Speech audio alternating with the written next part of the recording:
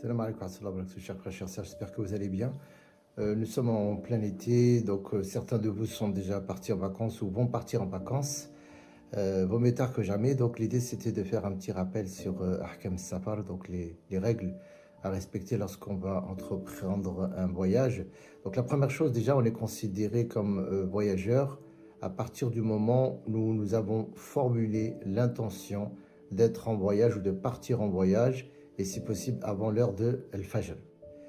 La distance escomptée par les savants, c'est entre à peu près 80 et 90 km, qui fait qu'à ce moment-là, tu es considéré comme voyageur.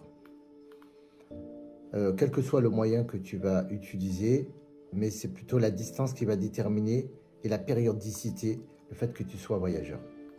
Alors pendant ce voyage, il y a deux choses qui sont faisables, ce qu'on appelle qasr, par rapport au raccourcissement, à la réduction des prières, et il y a le jama', c'est-à-dire le fait de rassembler pendant les prières. Là, il faut juste distinguer deux choses.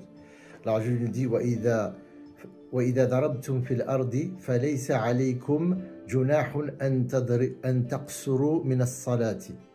Donc si vous parcourez la terre, il n'y a pas de grief sur vous pour raccourcir les prières. Donc sache que pendant ta prière ou pendant ton voyage, tu peux raccourcir. En général, ce qu'il faut retenir, c'est surtout les prières de 4 raka'at qui sont raccourcies à 2. Donc Dhuhr, al-Asr et l'Aïcha. Fajr reste pareil et le Maghreb reste pareil.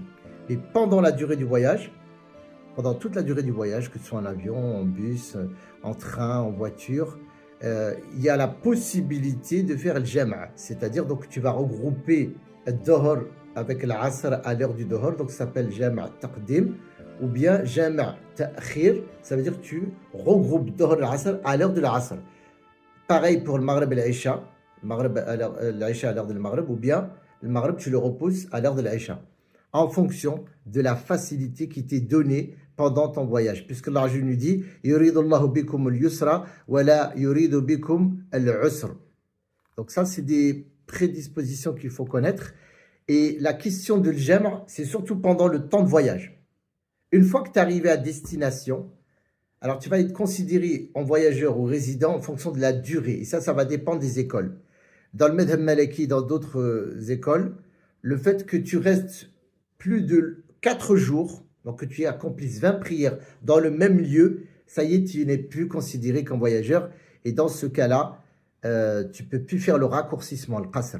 C'est-à-dire que tu fais les 4 en 2. Mais pour le madhab Hanafi, il est possible d'aller jusque 15 jours. Donc la plupart, on est plus dans le madhab